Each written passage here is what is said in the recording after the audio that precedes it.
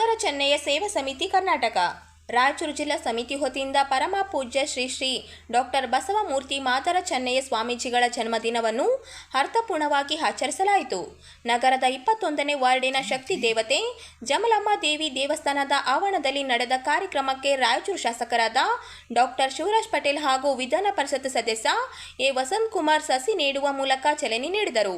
ಬಳಿಕ ಅರ್ಜಿನವಾಡ ಬಡಾವಣೆ ಹಾಗೂ ಸುತ್ತಮುತ್ತಲಿನ ಸರ್ಕಾರಿ ಶಾಲೆಗಳಲ್ಲಿ ವ್ಯಾಸಂಗ ಮಾಡುತ್ತಿರುವ ಮಾದಿಗ ಸಮಾಜದ ಸುಮಾರು 500 ಬಡ ವಿದ್ಯಾರ್ಥಿಗಳಿಗೆ ಪುಸ್ತಕ ಮತ್ತು ಪೆನ್ನುಗಳನ್ನು ವಿತರಿಸಲಾಯಿತು. ಈ ಸಂದರ್ಭದಲ್ಲಿ ಮಾತನಾಡಿದ ಅತಿಥಿಗಳು, ಸ್ವಾಮೀಜಿಗಳ ಜನ್ಮದಿನದ ಅಂಗವಾಗಿ ಶಿಕ್ಷಣಕ್ಕೆ ಉತ್ತೇಜನ ನೀಡುವ ಉದ್ದೇಶದಿಂದ ಪುಸ್ತಕ, ಪೆನ್ನು ವಿತರಣೆ ಹಾಗೂ ಪರಿಸರ ಸಂರಕ್ಷಣೆಗೆ ಸಸಿ ನೀಡುವಂತಹ ಸಮಾಜಮುಖಿ ಕಾರ್ಯಕ್ರಮಗಳನ್ನು ಆಯೋಜಿಸಲಾಗಿರುವುದು ಶ್ಲಾಘನೀಯ ಎಂದು ಮೆಚ್ಚುಗೆ ವ್ಯಕ್ತಪಡಿಸಿದರು. ಕಾರ್ಯಕ್ರಮದ ಅಧ್ಯಕ್ಷತೆಯನ್ನು ಜಿಲ್ಲಾ ಅಧ್ಯಕ್ಷ ಜೆ.ಎಂ. ಮೌನೇಶ್ ವಹಿಸಿದರು. ಮಾಜಿ ಆರ್ಡಿಎ ಅಧ್ಯಕ್ಷ ವೈ. ಗೋಪಾಲ್ ರೆಡ್ಡಿ, ಮಾಜಿ ಮಹಾನಗರ ಪಾಲಿಕೆ ಸದಸ್ಯ ಎನ್.ಕೆ. ನಾಗರಾಜ್, ನಗರ ಅಧ್ಯಕ್ಷ ಮಂಚಲ್ ಭೀಮಣ್ಣ, ಜಿಲ್ಲಾ ಉಪಾಧ್ಯಕ್ಷ ನರಸಿಂಹಲು ಜಂಗ್ಲಿ, ಜಿಲ್ಲಾ ಪ್ರಧಾನ ಕಾರ್ಯದರ್ಶಿ ರಮೇಶ್ ರೆಡ್ಡಿ ಸೇರಿದಂತೆ ಸಮಿತಿಯ ಪದಾಧಿಕಾರಿಗಳು ಹಾಗೂ ಸಮಾಜದ ಮುಖಂಡರು ಕಾರ್ಯಕ್ರಮದಲ್ಲಿ ಭಾಗವಹಿಸಿ ಯಶಸ್ವಿಗೊಳಿಸಿದರು.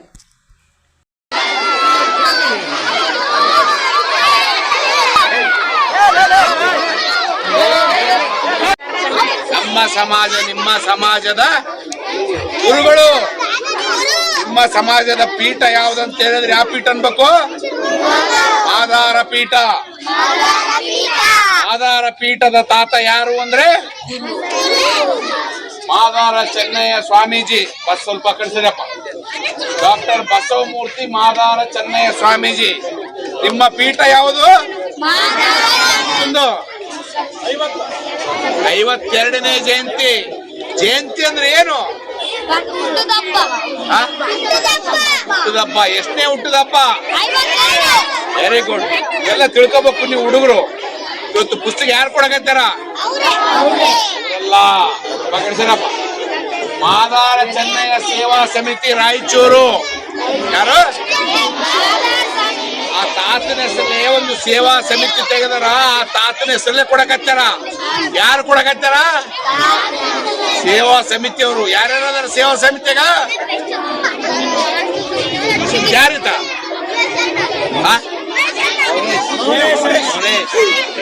ಎಂ. ಮೌನೇಶ್ ಅಂತ. ಯಾರು?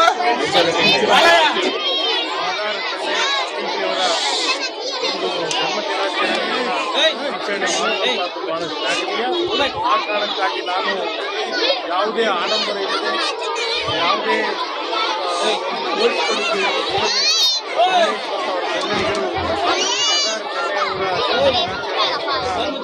ಕಡೆ ವಿದ್ಯಾರ್ಥಿಗಳಿಗೆ ಅವಕಾಶ ಹಿನ್ನೆಲೆಯಲ್ಲಿ ವಿದ್ಯಾರ್ಥಿಗಳಿಗೆ ಸಮಾಜಕ್ಕೆ ಅನುಕೂಲಕರವಾಗಿ ಯೋಜನೆಯನ್ನು ಮಾಡಿರುವಂಥ ಅಭಿನಂದನೆಗಳನ್ನು ವಹಿಸಿಕೊಳ್ಳಿ ಎಲ್ಲರ ಪರವಾಗಿ ಅಭಿನಂದನೆಗಳನ್ನು ಸಲ್ಲಿಸ್ತೇನೆ. ಜೊತೆಗೆ ಸದುಪಯೋಗ ನಮ್ಮ ವಿದ್ಯಾರ್ಥಿಗಳ ಎಲ್ಲ ಪಾಲಕರು ಅದನ್ನು ತೆಗೆದುಕೊಳ್ಬೇಕು. ಏನು ಸಸಿಗಳನ್ನು ನೆಟ್ಟಿದ್ದೀವಿ ರಕ್ಷಣೆ ಮಾಡಬೇಕು. ವಿದ್ಯಾರ್ಥಿಗಳಿಗೆ ಈ ಶಿಕ್ಷಣವನ್ನು ಕೊಡುವ ಮೂಲಕ ವ್ಯಕ್ತಿತ್ವವನ್ನು ರೂಪಿಸಬೇಕು ಅಂತೇಳಿ ಮತ್ತೊಮ್ಮೆ ಅಭಿನಂದನೆಗಳನ್ನು ಸಲ್ಲಿಸ್ತಾ ನಮ್ಮೆಲ್ಲರೂ ಕೂಡ ನಮ್ಮ ಮಾದಿಗ ಸಮಾಜದ ಒಂದು ಪುಣ್ಯಾತ್ಮ ಮತ್ತು ನಮ್ಮ ಗುರುಗಳಾದಂಥ ಡಾಕ್ಟರ್ ಬಸವಮೂರ್ತಿ ಮಾದಾರ ಚೆನ್ನಯ್ಯ ಸ್ವಾಮೀಜಿಯವರ ಒಂದು ಹುಟ್ಟುಹಬ್ಬದ ಪ್ರಯುಕ್ತ ನಾವು ನಮ್ಮ ರಾಜಧಾನಿ ಬೆಂಗಳೂರಿನಲ್ಲಿ ಒಂದು ದೊಡ್ಡ ಮಟ್ಟದಲ್ಲಿ ಕಾರ್ಯಕ್ರಮ ಮಾಡಬೇಕಂತ ನಮ್ಮೆಲ್ಲ ಮಾದಾರ ಚೆನ್ನಯ್ಯ ಸೇವಾ ಸಮಿತಿಯ ಒಂದು ನಮ್ಮ ರಾಜ್ಯಾಧ್ಯಕ್ಷರ ನೇತೃತ್ವದಲ್ಲಿ ಮಾಡಬೇಕಂತ ಅಂದ್ಕೊಂಡಿದ್ದೀವಿ. ಬಟ್ ಅದನ್ನು ನಮ್ಮ ಮಾದಾರ ಚೆನ್ನಯ್ಯ ಸ್ವಾಮೀಜಿಗಳು ನಿರಾಕರಿಸಿ ನಮ್ಮ ಮಾದಾರ ಚೆನ್ನಯ್ಯ ಸೇವಾ ಸಮಿತಿ ವತಿಯಿಂದ ಯಾವುದಾದ್ರೂ ಸಾಮಾಜಿಕ ಸೇವೆಯನ್ನು ಸಸಿ ನೀಡುವುದಾಗಲಿ, ಬಡ ಮಕ್ಕಳಿಗೆ ಪುಸ್ತಕ ವಿತರಣೆ ಮಾಡುವುದಾಗಲಿ, ಅಥವಾ ಬ್ಲಡ್ ಡೊನೇಷನ್ ಕ್ಯಾಂಪ್ ಆಗಲಿ, ಅಥವಾ ಎಲ್ಲಾದರೂ ನಿರ್ಗತಿಕರಿಗೆ ಅಥವಾ ವೃದ್ಧಾಶ್ರಮ, ಅನಾಥಾಶ್ರಮ ಇರ್ತಕ್ಕಂಥ ಪ್ರದೇಶದಲ್ಲಿ ಹೋಗಿ ಅವರಿಗೆಲ್ಲ ಅನ್ನ ಸಂತರ್ಪಣೆ ಮಾಡುವ ಮುಖಾಂತರ ನಮ್ಮ ಸೇವೆಯನ್ನು ಇಡೀ ವಿಶ್ವದಲ್ಲಿ ಮತ್ತು ನಮ್ಮ ಇವತ್ತಿನ ದಿನ ನಾವು ಈ ರಾಯಚೂರು ನಗರದಲ್ಲಿ ನಮ್ಮ ರಾಯಚೂರು ಜಿಲ್ಲಾ ಮತ್ತು ನಗರ ಮಾದರ ಚೆನ್ನಯ್ಯ ಸೇವಾ ಸಮಿತಿಯಿಂದ ಈ ಒಂದು ಗುಡಿ ದೇವಸ್ಥಾನ ಪುಣ್ಯ ಕ್ಷೇತ್ರ ಎಂದು ನಾವು ತಿಳಿದುಕೊಂಡಿರ್ತೀವಿ. ಈ ಒಂದು ಪುಣ್ಯ ಕ್ಷೇತ್ರದಲ್ಲಿ ಇವತ್ತಿನ ದಿನ ನಾವು ನಮ್ಮ ಮಾದಾರ ಚೆನ್ನಯ್ಯ ಬಸವಮೂರ್ತಿ ಮಾದಾರ ಚೆನ್ನಯ್ಯ ನಾಡಪ್ರಭು ಕೆಂಪೇಗೌಡ ರಾಷ್ಟ್ರೀಯ ಪುರಸ್ಕೃತ ವೀರಶೈವ ಲಿಂಗಾಯತ ಸಮಾಜದಲ್ಲಿ ಧಾರ್ಮಿಕ ಜಾಗೃತಿ ಮೂಡಿಸುವುದು ಹಾಗೂ ಯುವಕರು, ಮಹಿಳೆಯರು ಮತ್ತು ವಿದ್ಯಾರ್ಥಿಗಳಿಗೆ ಇಷ್ಟಲಿಂಗ ಪೂಜೆಯ ಮಹತ್ವ, ವೀರಶೈವ ಧರ್ಮದ ತತ್ವಗಳು ಹಾಗೂ ಸಂಸ್ಕೃತಿಯ ಅರಿವು ಮೂಡಿಸುವ ಉದ್ದೇಶದಿಂದ ಜುಲೈ 26ರಿಂದ 31ರವರೆಗೆ ನಗರದ ವೀರಶೈವ ಮಹಾಂತೇಶ ಕಲ್ಯಾಣ ಮಂಟಪದಲ್ಲಿ ಶ್ರೀ ಸಿದ್ಧಾಂತ ಶಿಖಾಮಣಿ ಆಧ್ಯಾತ್ಮಿಕ ಪ್ರವಚನ, ಇಷ್ಟಲಿಂಗ ಮಹಾಪೂಜೆ ಹಾಗೂ ಆಶೀರ್ವಚನ ಕಾರ್ಯಕ್ರಮ ಆಯೋಜಿಸಲಾಗಿದೆ ಎಂದು ಜಿಲ್ಲಾ ವೀರಶೈವ ಲಿಂಗಾಯತ ಸಮಾಜದ ಅಧ್ಯಕ್ಷ ಶರಣಭೂಪಾಲ್ ನಾಡಗೌಡ ಹೇಳಿದರು.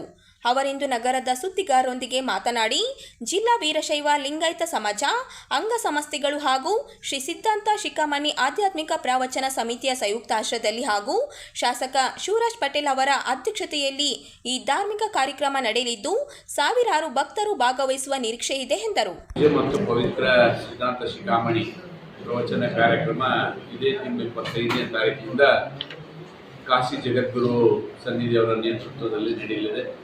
ಕಾರ್ಯಕ್ರಮದ ನೇತೃತ್ವ ವೀರಶೈವ ಸಮಾಜ, ವೀರಶೈವ ಮಹಾಸಭೆ ಮತ್ತು ಎಲ್ಲ ವೀರಶೈವ ಅಂಗ ಸಂಸ್ಥೆಗಳು ಮತ್ತು ವಿಶೇಷವಾಗಿ ಬಿಚ್ಚಾಲಿ ಶ್ರೀಗಳು, ಸೋರ್ಪೇಟ್ ಶ್ರೀಗಳು, ಕಿಲ್ಲೆ ಗೋರ್ಮಠದ ಶ್ರೀಗಳು ಮತ್ತು ಮಂಗಳಪೇಟ್ ಶ್ರೀಗಳ ನೇತೃತ್ವದಲ್ಲಿ ಸರ್ವ ಸಮಾಜಗಳ ಭಕ್ತರಿಗೆ ಒಂದು ಸಿದ್ಧಾಂತ ಶಿಖಾಮಣಿಯ ಪ್ರವಚನದ ಕಾರ್ಯಕ್ರಮ ಸತತ 7 ದಿನಗಳ ಕಾಲ 25ರಿಂದ 31ರವರೆಗೆ ನಡೀತದೆ. ಪ್ರತಿದಿನ ಬೆಳಗ್ಗೆ 26ರಿಂದ ಇಷ್ಟಲಿಂಗ ಪೂಜೆ ಪ್ರಾರಂಭ ಆಗ್ತದೆ. ತದನಂತರ ನಾಷ್ಟದ ವ್ಯವಸ್ಥೆ ಇರ್ತದೆ. ಸಾಯಂಕಾಲ 6 ಗಂಟೆಗೆ ಸಿದ್ಧಾಂತ ಶಿಖಾಮಣಿ ಪ್ರವಚನ, ತದನಂತರ ಊಟದ ವ್ಯವಸ್ಥೆನೂ ಸಮಾಜದ ವತಿಯಿಂದ ಆಯೋಜನೆ ಮಾಡಿದೆ. ವಿನಂತಿ ಮಾಡೋದು, ಸಮಸ್ತ ಎಲ್ಲ ಸಮಾಜದ ಯುವಕರು, ಯಾವ ಯುವಕರು ನಾವು ಇವತ್ತು ಸಮಾಜದಲ್ಲಿ ಅಡ್ಡದಾರಿಗೆ ಹಿಡಿತಾ ಇದ್ದಾರೆ, ಆ ಎಲ್ಲ ಯುವಕರಿಗೆ ಇಷ್ಟಲಿಂಗದ ಬಗ್ಗೆ ಮತ್ತು ಒಂದು ಸಮಾಜದ ಕಾಳಜಿ ಬಗ್ಗೆ ಮತ್ತು ಸಂಸ್ಕೃತಿ ಬಗ್ಗೆ ಮತ್ತು ಲಿಂಗ ಪೂಜೆಯ ಮಹತ್ವ ಹೇಳಿಕೊಡುವ ಬಗ್ಗೆ ಕಾಶಿ ಜಗದ್ಗುರುಗಳು ಪ್ರತಿದಿನ ಪ್ರವಚನ ನೀಡ್ತಾರೆ. ವಿನಂತಿ ಮಾಡೋದು, ನಾನು ಸಮಸ್ತ ಎಲ್ಲ ಸಮಾಜದ ಹಿರಿಯರು, ಯುವಕರು, ಹೆಣ್ಮಕ್ಕಳು ಭಾಗವಹಿಸಿ ಇದನ್ನು ಯಶಸ್ವಿಗೊಳಿಸಬೇಕು ಕೇಳಿ ಬಯಸ್ತೀನಿ. ಕಾಶಿ ಜಗದ್ಗುರುಗಳ ಒಂದು ಕಾರ್ಯಕ್ರಮ ಬೆಳಗ್ಗೆ 7 ಗಂಟೆಯಿಂದ ಇಷ್ಟಲಿಂಗ ಪೂಜೆ ಇರುತ್ತೆ ಡೈಲಿ. ಸಾಯಂಕಾಲ 7 ಗಂಟೆಗೆ ಸಿದ್ಧಾಂತ ಶಿಖಾಮಣಿ ಪ್ರವಚನ ಕಾರ್ಯಕ್ರಮ ಇರುತ್ತೆ. ಡೇಟು 25/7ರಿಂದ 31/7ರವರೆಗೆ. 26/7ರಿಂದ ಬೆಳಗ್ಗೆ 7 ಗಂಟೆಗೆ ಅವತ್ತಿಂದ ಚಾಲು ಆಗುತ್ತೆ ಇಷ್ಟಲಿಂಗ ಸಾಮೂಹಿಕ ಇಷ್ಟಲಿಂಗ ಪೂಜೆ. ಮತ್ತು ಸಾಯಂಕಾಲ 7 ಗಂಟೆಯಿಂದ ಪ್ರವಚನ ಕಾರ್ಯಕ್ರಮ, ಸಿದ್ಧಾಂತ ಶಿಖಾಮಣಿ ಆಧ್ಯಾತ್ಮಿಕ ಪ್ರವಚನ ಆಶೀರ್ವಚನ ಕಾರ್ಯಕ್ರಮ ಸಾಯಂಕಾಲ ನಡೆಯುತ್ತೆ. ಈ ಕಾರ್ಯಕ್ರಮದ ಮುಂದಾಳತ್ವವನ್ನು ನಮ್ಮ ಬಿಚ್ಚಾಲಿ ಶ್ರೀಗಳು ವಹಿಸಿಕೊಂಡಿರ್ತಾರೆ. ಅದೇ ರೀತಿ ನಮ್ಮ ನಗರದ ಜನಪ್ರಿಯ ಶಾಸಕರಾದಂತಹ ಶಿವರಾಜ್ ಪಾಟೀಲ್ರು ಅದರ ಮುಂದಾಳತ್ವವನ್ನು ವಹಿಸಿರ್ತಾರೆ. ಮತ್ತು ಇಲ್ಲಿ ನಮ್ಮ ಇದರಲ್ಲಿ ಇರುವಂಥ ಶ್ರೀಗಳು, ಕಿಲ್ಲೆ ಮಠದ ಶ್ರೀಗಳು, ಸೋಮರಪೇಟೆ ಶ್ರೀಗಳು ಹಾಗೂ ಎಲ್ಲ ಶ್ರೀಗಳು ಆ ಒಂದು ಕಾರ್ಯಕ್ರಮದಲ್ಲಿ ಭಾಗವಹಿಸ್ತಾರೆ. ಮತ್ತು ಬೆಳಗ್ಗೆ ಇಷ್ಟಲಿಂಗ ಪೂಜೆ ಆದಮೇಲೆ ಪ್ರಸಾದದ ವ್ಯವಸ್ಥೆ ಇರ್ತದೆ ಮತ್ತು ಸಾಯಂಕಾಲ ಪ್ರವಚನ ಆದಮೇಲೂ ಪ್ರಸಾದದ ವ್ಯವಸ್ಥೆ ಇರ್ತದೆ. ಈ ಒಂದು ಕಾರ್ಯಕ್ರಮದಲ್ಲಿ ಜಿಲ್ಲಾ ವೀರಶೈವ ಲಿಂಗಾಯತ ಸಮಾಜ ಹಾಗೂ ಎಲ್ಲ ಅಂಗ ಸಂಸ್ಥೆಗಳು ಜೊತೆಗೂಡಿ ಇದನ್ನು ಮಾಡ್ತಾ ಇದ್ದೇವೆ. ಮತ್ತು ಈ ಕಾರ್ಯಕ್ರಮಕ್ಕೆ ಯಶಸ್ವಿ ಆಗ್ಬೇಕಂತೇಳಿ ತಮ್ಮ ಮೂಲಕ ನಾನು ಎಲ್ಲರನ್ನು ಕೇಳಿಕೊಳ್ಳೋದು, ಎಲ್ಲರೂ ಹೆಚ್ಚಿನ ಸಂಖ್ಯೆಯಲ್ಲಿ ಬಂದು ಭಾಗವಹಿಸಿ ಈ ಒಂದು ಕಾರ್ಯಕ್ರಮವನ್ನು ಯಶಸ್ವಿಗೊಳಿಸಬೇಕಾಗಿ ನಾನು ತಮ್ಮ ಮೂಲಕ ಎಲ್ಲ ಜನರಿಗೆ ಕೇಂದ್ರ ಚುನಾವಣಾ ಆಯೋಗದ ವಿಶೇಷ ಮತದಾರರ ಪಟ್ಟಿ ಪರಿಷ್ಕರಣೆ ಎಸ್ಐಆರ್ ಜನರಲ್ಲಿ ಗೊಂದಲ ಮತ್ತು ಭಯ ಉತ್ಪಾದಿಸುವ ಪ್ರೀತಿಯಲ್ಲಿ ಇದೆ ಎಂದು ಸಂಸದ ಜಿ ಕುಮಾರ್ ನಾಯಕ ಅವರು ಹೇಳಿದರು. ಅವರಿಂದು ನಗರದ ತಮ್ಮ ಕಚೇರಿಯಲ್ಲಿ ಸುದ್ದಿಗಾರರೊಂದಿಗೆ ಮಾತನಾಡುತ್ತಾ ಈ ವಿಷಯದ ಬಗ್ಗೆ ದಿನಾಂಕ 20ರಿಂದ ಆಗಸ್ಟ್ 13ರವರೆಗೆ ನಡೆಯುವ ಲೋಕಸಭೆ ಮಳೆಗಾಲದ ಅಧಿವೇಶನದಲ್ಲಿ ಚರ್ಚಿಸಲಾಗುತ್ತದೆ. ಅಲ್ಲದೆ ಚುನಾವಣಾ ಆಯೋಗ ಪೂರ್ವಭಾವಿ ಕ್ರಮಗಳನ್ನು ಕೈಗೊಳ್ಳುವಂತೆ ಒತ್ತಾಯಿಸಲಾಗುತ್ತದೆ. ಚುನಾವಣಾ ಆಯೋಗ ಮತದಾರರ ಪರಿಷ್ಕರಣೆಯನ್ನು ಇನ್ನೂ ವೈಜ್ಞಾನಿಕ ರೀತಿಯಲ್ಲಿ ನಿರ್ವಹಿಸಬೇಕಾಗಿತ್ತು. ಸಾರ್ವಜನಿಕರಿಗೆ ಒಂದು ಕಾಲಮಿತಿ ನೀಡಿ ನಿರ್ದಿಷ್ಟ ದಿನಾಂಕದಲ್ಲಿ ಎಲ್ಲ ಮಾಹಿತಿ ನೀಡದಿದ್ದರೆ ಮತದಾರರ ಪಟ್ಟಿಯಿಂದ ಹೆಸರು ರದ್ದುಗೊಳ್ಳುತ್ತದೆ ಎಂದು ಗನ್ ಹಿಡಿದು ಮತದಾರರ ಪಟ್ಟಿ ಪರಿಷ್ಕರಣೆ ಮುಂದಾಗುವುದು ಗೊಂದಲ ಮತ್ತು ಭಯೋತ್ಪಾದಿಸುವ ಕ್ರಮ ಅಲ್ಲವೇ? ಗ್ರಾಮೀಣ ಮತ್ತು ಕೊಳಚೆ ಪ್ರದೇಶದ ಅನೇಕ ಕುಟುಂಬಗಳು ಈಗ ಆತಂಕಕ್ಕೆ ಗುರಿಯಾಗಿದೆ. ಈ ಬಗ್ಗೆ ಸರ್ಕಾರದ ಗಮನ ಸೆಳೆಯಲು ಲೋಕಸಭೆ ಅಧಿವೇಶನದಲ್ಲಿ ಪ್ರಶ್ನೆ ಎತ್ತಲಾಗುತ್ತದೆ. SIR ಬಗ್ಗೆ ಚರ್ಚೆ ಇಡೀ ದೇಶದಲ್ಲಿ ಆಗಿದೆ. ನಮ್ಮ ಈಗಿರುವಂತಹ ಸಂಸ್ಥೆಗಳೇ ಇದಕ್ಕೆ ಒಂದು ಆಕ್ಷೇಪಣೆಯನ್ನು ವ್ಯಕ್ತಪಡಿಸ್ತಾ ಇದ್ದಾರೆ. IIT, IIMಗಳಾಗಬಹುದು, ದೇಶಾದ್ಯಂತ ಇರುವಂತಹ ಸಂಸ್ಥೆಗಳು ಇದಕ್ಕೆ ಈ ಒಂದು ಇದರೊಳಗೆ ಎಲ್ಲವನ್ನ ತಮ್ಮ ಒಂದು ಕೇಂದ್ರೀಕೃತವಾದಂತಹ ಒಂದು ಹಿಡಿತಕ್ಕೆ ತೆಗೆದುಕೊಳ್ಳುವಂತಹ ಪ್ರಯತ್ನ ಈ ಒಂದು ಬಿಲ್ ನಲ್ಲಿ ಏನಾಗ್ತದೆ ಅದಕ್ಕೆ ಕೂಡ ಅವರು ಆಕ್ಷೇಪಣೆಯನ್ನು ವ್ಯಕ್ತಪಡಿಸ್ತಾ ಇದ್ದಾರೆ.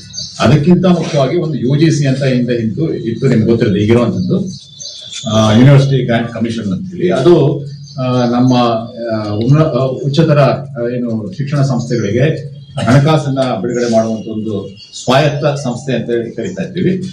ಆ ಸ್ವಾಯತ್ತ ಸಂಸ್ಥೆಯ ಅಸ್ತಿತ್ವವನ್ನ ತೆಗೆದುಬಿಟ್ಟು ಅದನ್ನ ನೇರವಾಗಿ ಅದನ್ನ ಕೇಂದ್ರ ಸರ್ಕಾರದ ಬಳಿ ಉಳಿಸಿಕೊಳ್ಳುವಂತ ಒಂದು ಯೋಜನೆ ಅಥವಾ ಒಂದು ಯೋಚನೆ ಈ ಒಂದು ಬಿಲ್ ನಲ್ಲಿ ಇದೆ. ನ್ಯೂ ಎಜುಕೇಶನ್ ಪಾಲಿಸಿ ಒಳಗೆ ಈ ಹಲವಾರು ಮೂಲಭೂತ ಬದಲಾವಣೆಗಳನ್ನು ತೋರಿಸಿದ್ರು. ಅದರಲ್ಲಿ ಹೈಯರ್ ಎಜುಕೇಶನ್ ಕೌನ್ಸಿಲ್ ಮತ್ತೆ ಇದು ನಿಮ್ಮ UGC ಇವನ್ನೆಲ್ಲ ಸೇರಿಸಿ ಒಂದೇ ಇರಬೇಕು ಅನ್ನೋದನ್ನ ಅವ್ರು ಹೇಳಿದ್ರು. ಇವ್ರೇನ್ ಮಾಡ್ತಾ ಇದ್ದಾರೆ ಅಂತಂದ್ರೆ ಉಳಿದವ ಎಲ್ಲವನ್ನ ಒಂದೇ ಮಾಡಿಕೊಂಡು ಇದೊಂದನ್ನು ಮಾತ್ರ ಸ್ವಾಯತ್ತ ಸಂಸ್ಥೆ ಬಿಟ್ಟಿಲ್ಲ, ನೇರವಾಗಿ ತಮ್ಮ ನಿಯಂತ್ರಣದಲ್ಲಿ ತೆಗೆದುಕೊಳ್ಳುವಂತ ಒಂದು ಕೆಲಸವನ್ನ ಇದರೊಳಗೆ ಮಾಡ್ತಾ ಇರೋದ್ರಿಂದ ತೀವ್ರವಾದ ಆಕ್ಷೇಪಣೆ ಎಲ್ಲರಿಂದೂ ಬಂದಿದೆ. ಯಾಕಂದ್ರೆ ಹಣಕಾಸಿಗೆ ಮತ್ತೆ ನೀವು ಒಬ್ಬ under secretary, deputy secretary, joint secretary, minister ಅಂತೆಲ್ಲ ಸುತ್ತೊಳಿಬೇಕು ಅಂತ ಹೇಳಿದ್ರೆ ಅದರಲ್ಲಿ ಇರುವಂತದ್ದು ಸ್ವಾಯತ್ತತೆ ಹೋಗುತ್ತೆ. ಮತ್ತೆ ಅದರಲ್ಲಿ ಶೈಕ್ಷಣಿಕವಾಗಿ ಅವರಿಗೆ ಸರಿಯಾದಂತಹ ಸ್ಪಂದನೆ ಸಿಗೋದಿಲ್ಲ ಅಂತ ಹೇಳಿ ಎಲ್ಲರಿಗೂ ಅದರ ಬಗ್ಗೆ ಆತಂಕ ಇದೆ. ಇದು ಕೂಡ ಒಂದು ಪ್ರಮುಖವಾದಂತಹ ಬಿಲ್ ಆಗಿದೆ.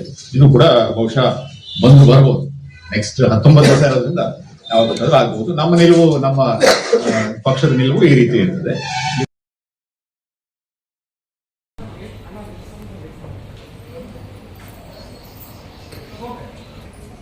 ನಾವು ಜಾಗೃತಿ ಮಾಡುವ ಮೂಲಕ ಜನರಲ್ಲಿ ತುಂಬಾ ಕಡಿಮೆ ಮಾಡ್ಲಿಕ್ಕೆ ಸಾಧ್ಯ ಆಗ್ತದೆ. ದಯವಿಟ್ಟು ನಾವೆಲ್ಲರೂ ಅಥವಾ ಮಣಿಪುರಲ್ಲಿ ನೋಡಿದೆ, ಅವರು ಹಾವಿನ ಕಳಿಸ್ಕೊಂಡಿದ್ರು, ಆ ಹಾವನ್ನು ಹಿಡ್ಕೊಂಡು ಹಾಸ್ಪಿಟ್ಲಿಗೆ ಬಂದಿದ್ರು.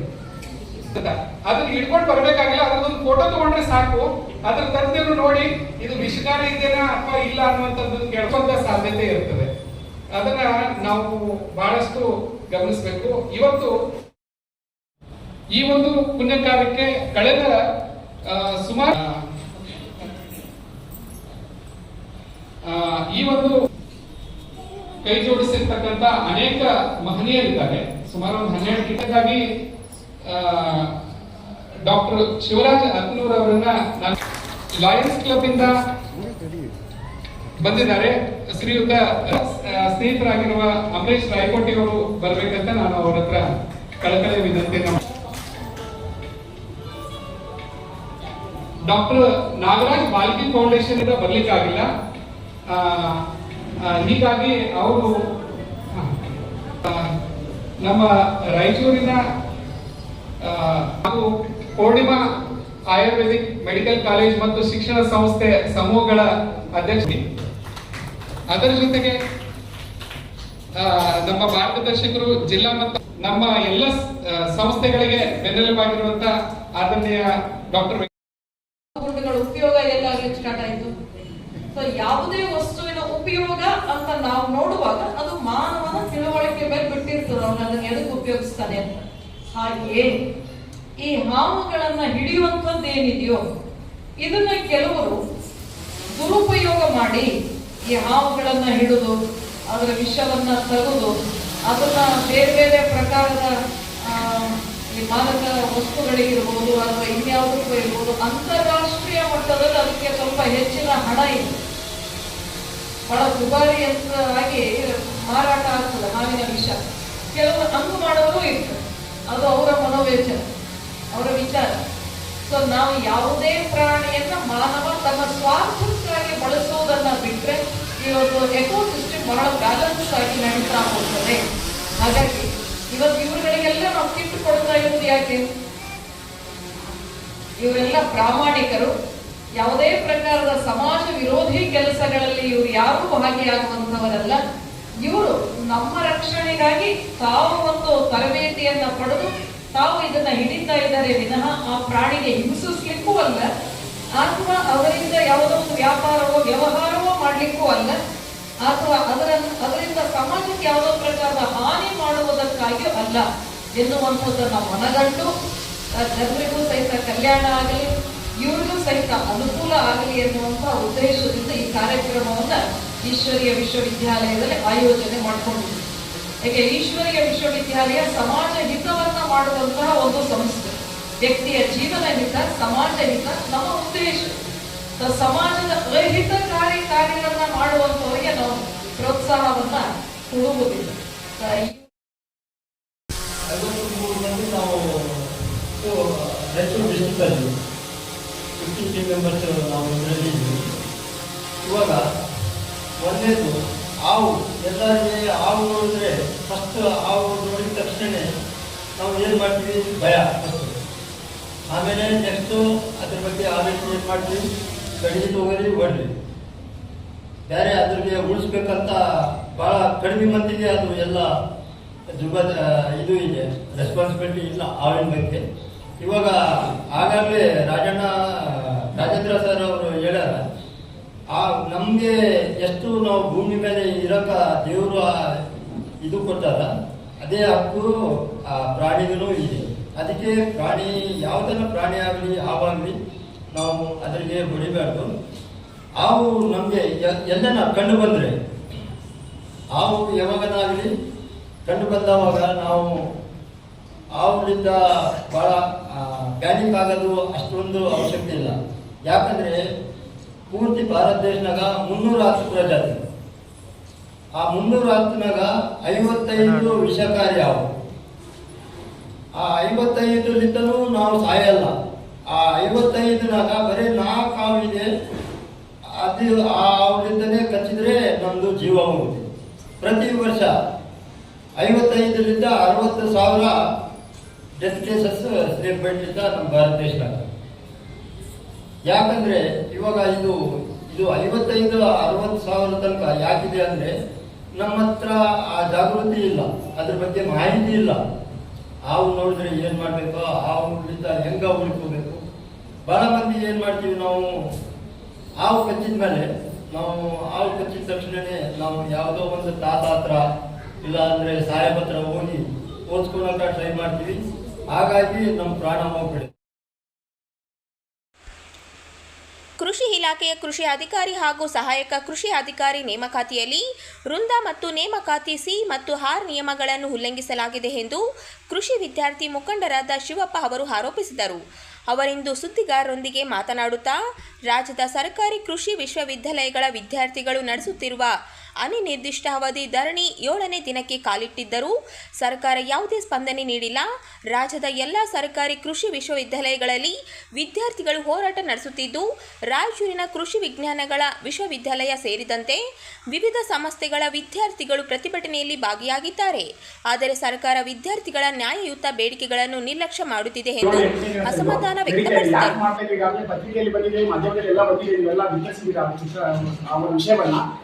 ಇಲ್ಲಿವರೆಗೂ ಸರ್ಕಾರಕ್ಕೆ ನಮ್ಮ ಮುಟ್ಟಿಲ್ಲ ಧ್ವನಿ. ನಮ್ದು ಯಾವುದೇ ರೀತಿಯಾಗಿ ನಮ್ಮ ಕರೆಗೆ ಸ್ಪಂದನೆ ಕೊಟ್ಟು ಬರ್ತಾ ಇಲ್ಲ. ಅದರ ಪ್ರತಿಕ್ರಿಯೆ ಏನು ಒಂದು ಉತ್ತರನೇ ಕೊಟ್ಟಿಲ್ಲ. ನಾವು ಈಗಾಗಲೇ DC ಅವರಿಗೆ ಪ್ರತಿಭಟನೆ ಜಾಥಾ ಮಾಡಬೇಕಂತ ಕೊಟ್ಟಿದ್ದೀವಿ, ಅದೇ ರೀತಿ ತಹಸೀಲ್ದಾರ್ ಅವರಿಗೂ ಮುಟ್ಟಿದ್ದೀವಿ. ಅವ್ರ ಮುಖಾಂತರ ಈಗ ಯಾವುದೇ ರೆಸ್ಪಾನ್ಸ್ ಬಂದಿಲ್ಲ. ಹಾಗಾಗಿ ಒಂದು ಈ ಪತ್ರಿಕೆ ಮುಖಾಂತರ ನಾವು ಹೇಳೋದೇನಂತಂದ್ರೆ, ನಾವು ಮುಂದಿನ ದಿನಗಳಲ್ಲಿ ನೀವೇನಾದ್ರೂ ಇದಕ್ಕೆ ಉತ್ತರ ಕೊಡದೇ ಇದ್ರೆ ಉಗ್ರವಾದ ಹೋರಾಟ ಮಾಡ್ತೀವಿ ಅನ್ನೋ ಮುಖಾಂತರ ಈ ಒಂದಿನ ಈ ಪ್ರೆಸ್ ಮೀಟಿಂಗ್ ಬಂದಿದ್ದೀವಿ ಸರ್. ಏನಾಗಿದೆ, ಏನ್ ಕತೆ? ಇತ್ತೀಚೆಗೆ ನಮ್ಮ ರಾಜ್ಯ ಸರ್ಕಾರ ಕೃಷಿ ಇಲಾಖೆಯಿಂದ ನಮ್ಮ AO ಮತ್ತು AO ನೋಟಿಫಿಕೇಶನ್ ಕರೆದಿದೆ ಸರ್. ಕೃಷಿ ಅಧಿಕಾರಿ ಮತ್ತು ಸಹಾಯಕ ಕೃಷಿ ಅಧಿಕಾರಿ ಕರೆದಿದೆ ಸರ್ ನೋಟಿಫಿಕೇಶನ್. ಸೊ ಈ ಒಂದು ನೋಟಿಫಿಕೇಶನ್ ಅಲ್ಲಿ ಒಂದು ಕರ್ನಾಟಕ ರಾಜ್ಯ ಪತ್ರ ಹೊರಡಿಸುವ ಸಿಲಿಂಡರ್ ರೂಲ್ಸ್ ಪ್ರಕಾರ ಏನಂತಂದ್ರೆ, ಯಾವುದೇ ಅಗ್ರಿಕಲ್ಚರ್ ಕಾಲೇಜ್ಗಳು ನಾವು ಇದು ಮಾಡ್ಬೇಕಂತಂದ್ರೆ ಅದು ICAR ಮಾನ್ಯತೆ ಪಡೆದಿರಬೇಕು ಅಂತ ರೂಲ್ಸ್ ಇದೆ ಸರ್. ಸೊ ಈಗ ಏನ್ ಮಾಡಿದ್ದಾರೆ ಅಂತಂದ್ರೆ ಪ್ರೈವೇಟ್ ಅಗ್ರಿ ಕಾಲೇಜ್ಗಳಿಗೆ ಅನುಮತಿ ಕೊಟ್ಟಿದ್ದಾರೆ. ಸೊ ಅದೇ ರೀತಿಯಾಗಿ ಈಗ ನೋಟಿಫಿಕೇಶನ್ ಕರೆದಿರುವಂತಹ ನೋಟಿಫಿಕೇಶನ್ ಅಲ್ಲಿ ಪ್ರೈವೇಟ್ ಅಗ್ರಿ ವಿದ್ಯಾರ್ಥಿಗಳಿಗೆ ಅನುವು ಮಾಡಿಕೊಟ್ಟಿದ್ದಾರೆ ಸರ್ ಪರೀಕ್ಷೆ ಬರೆಯೋದು. ಅದಲ್ಲದೆ ಮತ್ತೆ BE ಬಯೋಟೆಕ್ನಾಲಜಿ ಅದರಿಂದ ಏನು ತೊಂದರೆ ಸರ್, ನಮ್ಮ ಈ ಒಂದು ICAR ಇಂಡಿಯನ್ ಭಾರತೀಯ ಕೃಷಿ ಸಂಧಾನ ಅನುಸಂಧಾನದಲ್ಲಿ ಬರುವಂತಹ ಎಲ್ಲ ಒಂದು ಕೃಷಿ ವಿಶ್ವವಿದ್ಯಾಲಯಗಳು 4 ವರ್ಷ ನಾವು ಎಲ್ಲಾ ಕೋರ್ಸ್ಗಳನ್ನು ಕಲಿತೀವಿ ಸರ್.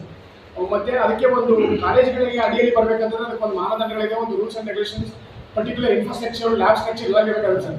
ಪ್ರೈವೇಟ್ ಕಾಲೇಜಲ್ಲಿ ಆ ಥರ ಯಾವುದೇ ಒಂದು ಬಿಲ್ಡಿಂಗ್ ಇರುತ್ತೆ ಅಷ್ಟೇ, ಒಂದು 10 ಎಕರೆ ಲ್ಯಾಂಡ್ ಇರುತ್ತೆ. ಅದ್ರ ಮೇಲೆ ಇಟ್ಕೊಂಡು ಆ ವಿದ್ಯಾರ್ಥಿಗಳು ಏನೂ ಕಲಿಸಲ್ಲ. ಮತ್ತೆ ಅವ್ರಿಗೆ ಸಹ ಅವ್ರಿಗೆ ಕಂಪೇರ್ ಮಾಡಿದ್ರೆ ಶಿಕ್ಷಣ ಗುಣಮಟ್ಟದಲ್ಲಿ ಬಹಳ ಕಡಿಮೆ ಇರುತ್ತೆ ಸರ್. ನಮ್ಮಲ್ಲಿ ಎಲ್ಲಾ ಪ್ರಾಕ್ಟಿಕಲ್ ಫೀಲ್ಡ್ ಎಲ್ಲ ಕಲಿತೀವಿ ಸರ್. ನೀವು ಅನ್ಕೊಂತೀರಿ ಅವ್ರ ಹತ್ರ ಏನು ಡಾಕ್ಯುಮೆಂಟ್ ಇಲ್ಲ ಏನಿಲ್ಲ ಅಂತ ಅವ್ರು ಕಾಲೇಜ್ ಕೊಟ್ಟಿರ್ತಾರ ಗೌರ್ಮೆಂಟ್ನವ್ರು ನಿಮ್ಗೆ? ಇಲ್ಲ ಸರ್, ಹೌದ್ರಿ. 23 ಜನ ಟೀಚರ್ಸ್ ಇರಬೇಕು. ಅದರಲ್ಲಿ ಯಾರು ಇರಬೇಕು? ಅಸಿಸ್ಟೆಂಟ್ ಪ್ರೊಫೆಸರ್, ಅಸೋಸಿಯೇಟ್ ಪ್ರೊಫೆಸರ್ ಮತ್ತೆ ಪ್ರೊಫೆಸರ್, ಇವರೆಲ್ಲರೂ ಇರ್ಬೇಕು ಸರ್. ಅಂದ್ರೆ ಇಲ್ಲಿ ಸೀನಿಯರಿಟಿ ಮ್ಯಾಟರ್ ಆಗುತ್ತಲ್ಲ ಸರ್, ಅವ್ರು ಎಷ್ಟು ಸೀನಿಯರ್ ಆಗಿರ್ತಾರೆ ಅಷ್ಟೊಂದು ಅವರಿಗೆ ಅದರ ಸಬ್ಜೆಕ್ಟ್ ವಿಜ್ಞಾನ ಇರುತ್ತೆ ಸರ್. ಇಲ್ಲ ಸರ್, ICAR ಮಾನದಂಡ ಫಾಲೋ ಮಾಡಿಲ್ಲ, ಅದು ಗೌರ್ಮೆಂಟ್ ಆಫ್ ಕರ್ನಾಟಕದಿಂದ ಪರ್ಮಿಷನ್ ತಗೊಂಡು ಸ್ಟಾರ್ಟ್ ಮಾಡಿರ್ತಾರೆ ಸರ್. ಬಟ್ ನಮ್ದು ಈಗ CNR ಇದ್ದಾರೆ sir 2021 agriculture services general and recruitment rules 2021. ಈ ರೂಲ್ಸ್ ಪ್ರಕಾರ ಅಗ್ರಿಕಲ್ಚರ್ ಆಫೀಸರ್ ಆಗಬೇಕಾದ್ರೆ ICAR ಇಂದ ಮತ್ತೆ AICTE ಇಂದ ಮಾನ್ಯತೆ ಪಡೆದಿರಬೇಕು ಸರ್. ಈಗ ಪ್ರೈವೇಟ್ ಅಗ್ರಿಕಲ್ಚರ್ ಕಾಲೇಜು ಇವರು ರೈತಕ್ ಯೂನಿವರ್ಸಿಟಿ ಇದೆ ಸರ್, ಅವರು UGC ಇಂದ ಅಪ್ರೂವ್ಡ್ ಯೂನಿವರ್ಸಿಟಿ ಸರ್. ಅದು ICAR ಇಂದ ಮಾನ್ಯತೆ ಇಲ್ಲ. ಸೊ ಅಂದ್ರೆ ಅವರು ಕೃಷ್ಣ ಬೈರೇಗೌಡರ ಒಂದು ಒಡೆತನದಲ್ಲಿರುವಂತಹ ಕಾಲೇಜು ಸ್ಟಾರ್ಟ್ ಮಾಡಿದ್ರು ಸರ್. 2014ರಲ್ಲಿ ಸ್ಟಾರ್ಟ್ ಮಾಡಿದ್ರು, 18ರವರೆಗೂ ನಡೆಸಿದ್ದಾರೆ ಸರ್. ನಾವು 2018ರಲ್ಲಿ ಉಗ್ರವಾದ ಹೋರಾಟ ಮಾಡಿದ್ದೀವಿ ಸರ್ ಎಲ್ಲ ಯೂನಿವರ್ಸಿಟಿಯಲ್ಲಿ, ಇಡೀ ಕರ್ನಾಟಕ, ರಾಯಚೂರು ಆಗಿರ್ಬೋದು. ಈಗ ಆತರ ಪ್ರೈವೇಟ್ ಈಗ ಪ್ರೆಸೆಂಟ್ 12 ಕಾಲೇಜ್ ಸ್ಟಾರ್ಟ್ ಮಾಡಿದ್ದಾರೆ ಸರ್. 2024ರಲ್ಲಿ 2 ಕಾಲೇಜ್ ಸ್ಟಾರ್ಟ್ ಮಾಡಿದ್ದೀವಿ ಸರ್ GKVK ಅಂಡರ್ನಲ್ಲಿ. ಈಗ ಮತ್ತೆ ನಮ್ಮ ರಾಯಚೂರು ಅಂಡರ್ನಲ್ಲೇ ನವೋದಯ ಸ್ಟಾರ್ಟ್ ಮಾಡಿದ್ದಾರೆ sir. Navodaya sir, Navodaya agriculture college ಯಾವಾಗ 2026 25 ಈಗ ಮತ್ತೆ ಅಂದ್ರೆ ರಾಯಚೂರು ಕೃಷಿ ವಿಜ್ಞಾನಗಳ ವಿಶ್ವವಿದ್ಯಾಲಯ ಅಡಿಯಲ್ಲಿ ನವೋದಯ ಕೃಷಿ ಮಹಾವಿದ್ಯಾಲಯವನ್ನು ಸ್ಟಾರ್ಟ್ ಆಗಿದೆ. ಮತ್ತೆ ಭೀಮಣ್ಣ ಖಂಡ್ರೆ ಕೃಷಿ ಮಹಾವಿದ್ಯಾಲಯ ಸ್ಟಾರ್ಟ್ ಆಗಿದೆ ಸರ್. ಬೀದರ್ ಜಿಲ್ಲೆ ಮಾಲ್ಕಿ ತಾಲೂಕ. ಹೋರಾಟದಲ್ಲಿ ಕಾನೂನು ಜೂನ್ 30ನೇ ತಾರೀಕಿಗೆ ನಾವು ಕೇಸ್ ಅಟಲ್ ಫೈಲ್ ಮಾಡಿ ಸರ್. ಈಗ ಜುಲೈ 7ನೇ ತಾರೀಕಿಗೆ ಏನಿಂಗ್ ಬಂತು ಸರ್. ಅದು ಕೇಸ್ ಅವರು ಸ್ಟೇ ಕೊಡಲಿಲ್ಲ ಸರ್, ಬಟ್ ಕೇಸ್ ರಿಜಿಸ್ಟರ್ ಮಾಡಿದ್ದಾರೆ ಸರ್. ಅವ್ರು ಏನ್ ಹೇಳಿದ್ದಾರೆ, ನಮ್ಮ ಅಂತಿಮ ಆದೇಶ ಕೋರ್ಟಿನ ತೀರ್ಪಿಗೆ ಒಳಪಟ್ಟಿರುತ್ತದೆ ಅಂತ ಹೇಳಿದ್ದಾರೆ ಸರ್. ಹೌದು ಸರ್. ಈಗ ನಾವು ಅದನ್ನ ಹೈಕೋರ್ಟಿಗೆ ಅಪೀಲ್ ಕೂಡ ಮಾಡಿದ್ದೀವಿ ಸರ್. ಮೊನ್ನೆ 13ನೇ ತಾರೀಕು ಈಗ ನೀವು ಇದು ಮತ್ತೆ ಹೈಕೋರ್ಟಿಗೆ ಅಪೀಲ್ ಹೋಗಿದೆ ಸರ್. ಹೈಕೋರ್ಟ್ ಅಲ್ಲಿ ರಿಟ್ ಹಾಕಿದ್ದೀವಿ. ಮೊನ್ನೆ ವಿಚಾರಣೆ ಆಯಿತು ಸರ್. ಅವರು